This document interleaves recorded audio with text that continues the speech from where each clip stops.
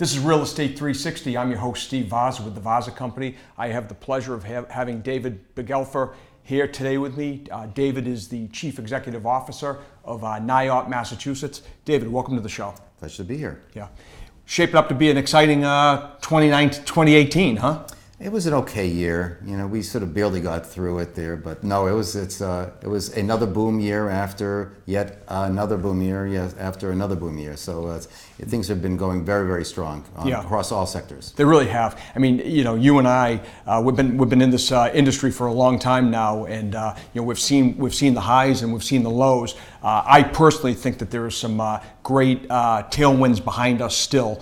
The growth here in Massachusetts has been incredible. So I know you're at the forefront of all of the different you see it across the board. So I'm interested to know what your predictions are. Well, my prediction is that Amazon is going to take 1 million square feet in Boston. There you go. I like that. I like that. Yeah. Well, we know that. I like your optimism. Actually, well, that's something that we've known about for a while. It's been a little bit quiet, but they have basically indicated that they do want to take 1 million square feet, probably down the seaport area. Yeah. That I think, and this is where it's going to be very interesting to make predictions, I would probably guess that that's a good indicator that they're not going to move their corporate headquarters here. I see. So I think with 1.5 million square feet in total that they'll have here, that gives them a presence, it gives them the connections to the tech world. I think that's great for them and great for us. And I think they'll probably choose someplace else to be for the corporate headquarters itself. Yeah, makes sense. Yeah. Makes sense. You talk about the Seaport District. I mean, it's amazing what's gone on over there. I don't know, in the past 10 years or so. I've joked with other people that have been in the city for a long time, and I know you certainly remember. We used to park cars over there. Yeah, you could get $7 a day for parking. Actually, if you go back further than that, you could even get cheaper than that. It was basically the overflow parking from the whole financial district, and that's where everyone got their cheap space. Now, you're lucky if you can get a parking space in the Seaport area. It has gotten to be very, very tight and expensive. You're now paying, for garage parking, $35 to $40 after just an hour of being there. So it's gotten to be a bit pricey as far as parking. It certainly has. Now, what sectors do you find, as the CEO of NAIOP, you're touching and feeling all of the different commercial sectors. What areas in the market right now do you see? Let's talk about the industrial market for yeah. It's interesting. Industrial was a little bit sluggish up until a few years ago. There was a thought that with marijuana that was going to be a big surge and that people were going to be committing to a lot of, probably a couple million square feet of space, which would really change dynamics of the warehousing. As it turns out, it's not the marijuana that's been driving it. It's been really a lot of the usage there with Amazon, actually, and a lot of other companies. Mm-hmm. We're seeing a lot of industrial space being occupied, but spec space now being developed for industrial. Yeah. So you're seeing some real good numbers. Rents have gone up substantially. It's a hot part of our market that was, a little bit sluggish in the past, and now it's a, sort of the golden child right now of all the product types. Yeah. And how do you see? Let's focus for a moment on the Fort Devens area. Okay. What kind of growth are you seeing out there? Well, I think we're seeing a lot of interesting growth, not just for distribution, and that, obviously some of the uses are here, but we also see it for more traditional types of industrial and warehousing. High tech in that it's requiring super floor level floors, a lot of different dynamics there, and there's a lot of obsolescence. A lot of existing properties really are not going to cut it, so you're going to probably see some tear downs in some cases. Absolutely agree with that. I mean, we're seeing that ourselves. We look at buildings and the clear heights and whatnot. They just don't work. They're functionally obsolete. Exactly, and so you're going to see a lot of that turning down. In the past, you would have thought that those have been torn down, and you would see the mixed-use types of projects coming in. But now, as I said, you're seeing a lot of the industrial that is actually holding its own and looking for space and actually running out of space where they can occupy. So we're seeing that, of course, outside of the of downtown Boston area and outside of 128. When you get out towards 495, you get out to Devens, we're seeing some good activity, really from north, west, south, things are looking pretty good. Yeah. Now, NAIOP is a very vocal lobbyist on behalf of all the commercial real estate developers and everybody else associated with it. Tell me a little bit about NAIOP and your mission and how you guys go about your day-to-day existence. Sure. Well, in terms of product types, we handle everything from members from multifamily housing to lab and R&D space to office to we have institutional members. We have MIT, Harvard. We have hospitals. We basically, anyone who gets involved in development is in our bailiwick there. So basically everything but single-family housing we cover. And for advocacy, we cover a very wide range of swath. So we're dealing with things that are traditional, like land use, dealing with economic development. We deal with environmental. We deal with energy, transportation, all across the board. And we deal with it as far as legislative issues that are out there, but also and very heavily into the regulatory arena. To be honest with you, a lot of legislation can have an effect on you, but it's the regulations that really start to affect you as far as a business and operation. Absolutely. So we deal with the legislation, we do the regulatory, we do with policy, dealing with policies that come out of the governor's office and deal with on that level. And then finally, we deal also with the courts through amicus briefs with issues that have broad influence and effect upon the industry. So we cover quite a bit, and in some cases, really surprising. And the reason we get into it is that we find ourselves sometimes the only business group, certainly the only real estate group in many times that is at the table, but in many cases the only business group there, and that's a little scary. It certainly is. To be honest with you, we find places where there isn't a voice for business, there isn't a voice for commercial real estate, and we try to fill that gap. Yeah. I mean, you guys have been NAIOP has been a tremendous advocate, for all of us in the industry for as long as I can ever remember. That's for I've been sure. in the business running NAIOP for about 27 years, Is that right? So I guess it's been at least that long. Yeah. So what's your prediction? How do you feel about the tax cuts and the Well, it's interesting. Although the tax cuts certainly have had some bad effects on a lot of individuals in the state because of the not ability to deduct state taxes and limitations on real estate taxes. So that's a concern that's there. For the industry as itself, the industry was favorably treated very, very well by the tax cuts that are there. Absolutely. And that is going to certainly provide even more juice, to those kind of companies based on tax rates. The low interest rates that are still out there are very good for us. A tremendous amount of capital is available. What we're not lacking is in access to money. To the capital. It's flowing in. Foreign investment, I'd say in Boston over the last 2 or 3 years, the majority of sales of commercial properties in Boston were to foreign investors.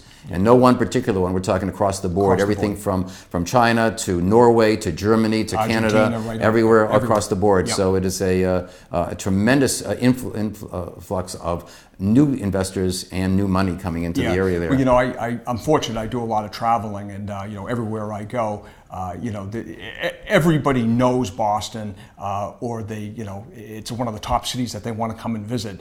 And I'm always, pleasantly surprised how many, as you said, the influx of foreign capital. Miami, Boston, San Francisco. These are the key cities, and Boston is just one of the great cities in the world. Yeah, it is definitely a world-class city, and what's really happened, I think, over the last several years is the fact that Boston is being recognized for a number of reasons. Obviously, it's always been recognized for the education, for the skilled labor workforce that we have here. With GE was a real turning point, and Vertex, by the way. Vertex for the Seaport area was great because that establishes the area there. Absolutely. But GE, coming, for a world-class company, Fortune 100 company coming to Boston for their headquarters is great.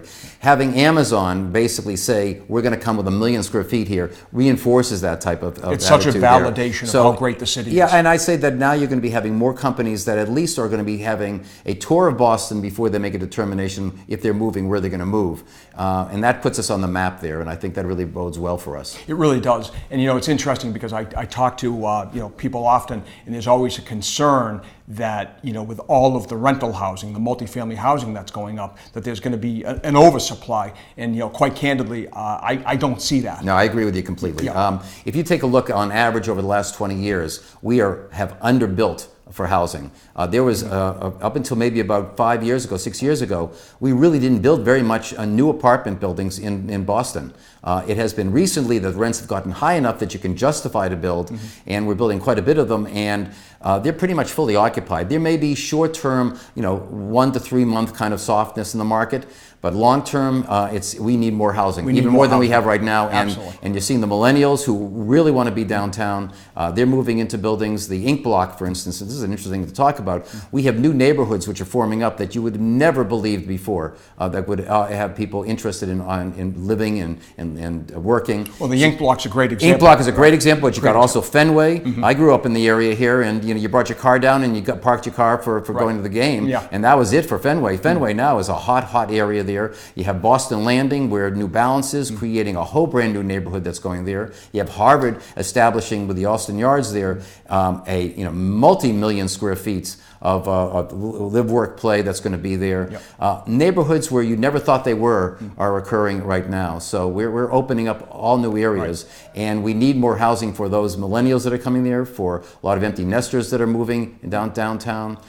So I do not see an oversupply. If anything, we are still vastly under supplying the market. It's funny, interesting that you mentioned Boston Landing. I was, Jim was on the show yesterday from NB Development, and we were just talking about what an exciting project they're doing over in that area and what's going on. Yeah. Well, it also shows you what happens when you match up an area with transit.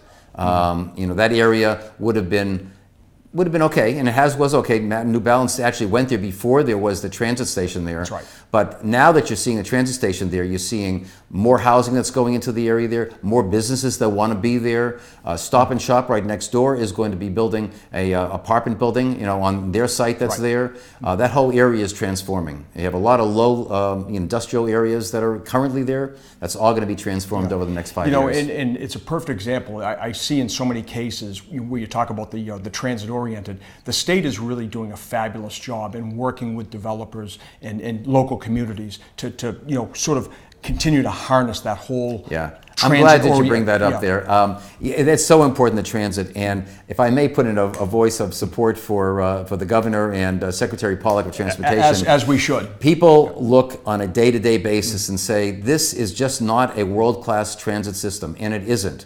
But it took decades to get it to this bad situation that it's in, and it's not going to be repaired in 1 year or 2 years. They are making tremendous progress. Unfortunately, a lot of that progress isn't seen by the rider. It will be, and in about 3 years and 4 years and 5 years, a lot of this is going to be coming home with new trains that are going to be out there, with tracks that have switching gears that allow for more capacity.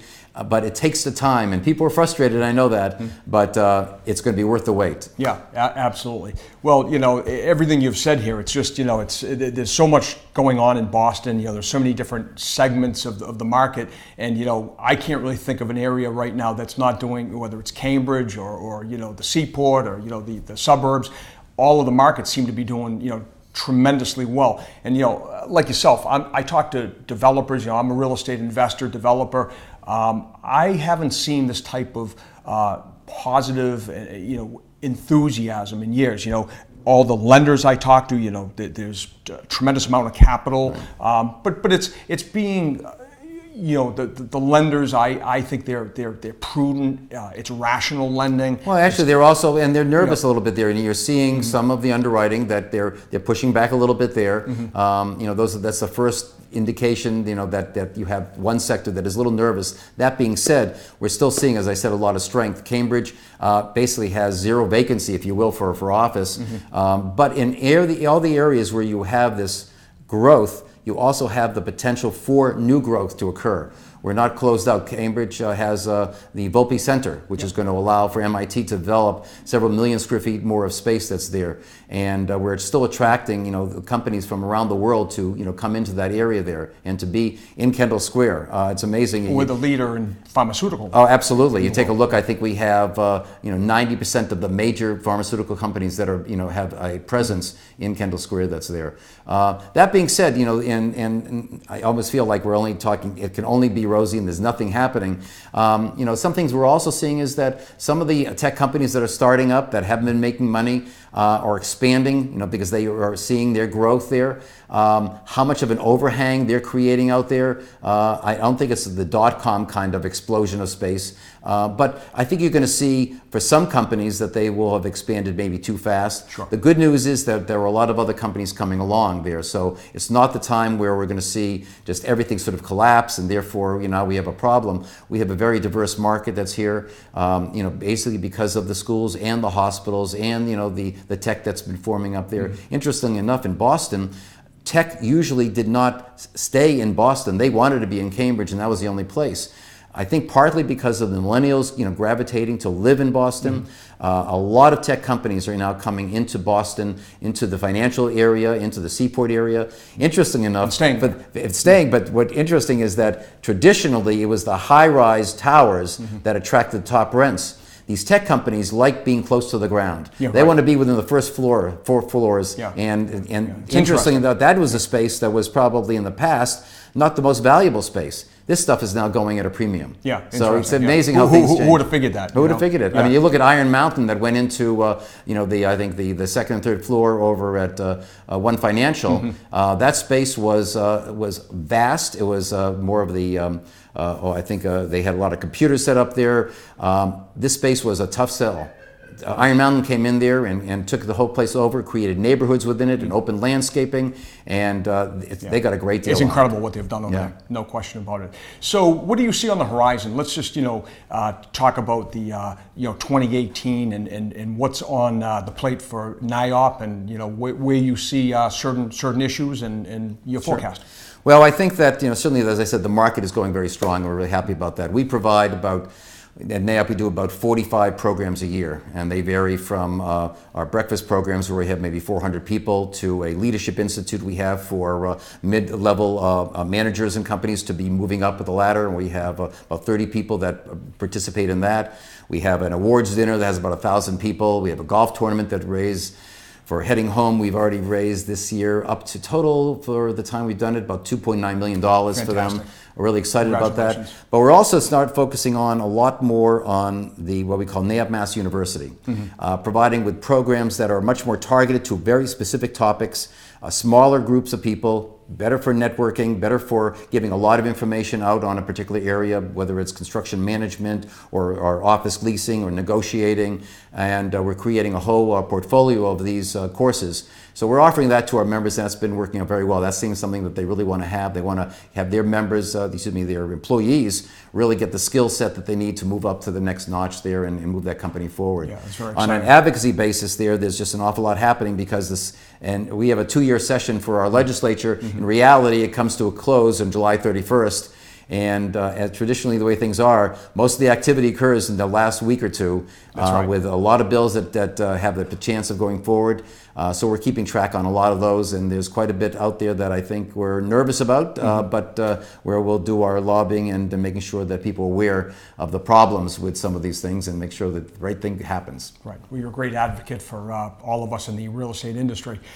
David, for those who don't know how to get in touch with you, what's the best way to contact you? Well, the best thing to do is to give a call to, and I'll talk to whoever's out there, 781-453-6900.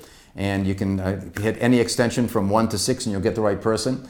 You can go on our website, which is www.naiopma.org, NAIOPMA.org. And other than that, we're just easy to get access to, and we're always looking to have more members and to really provide more services to our members. Well, thank you very much for the fine service you provided. It was a real pleasure. Nice talking with you. Thank you. Take care.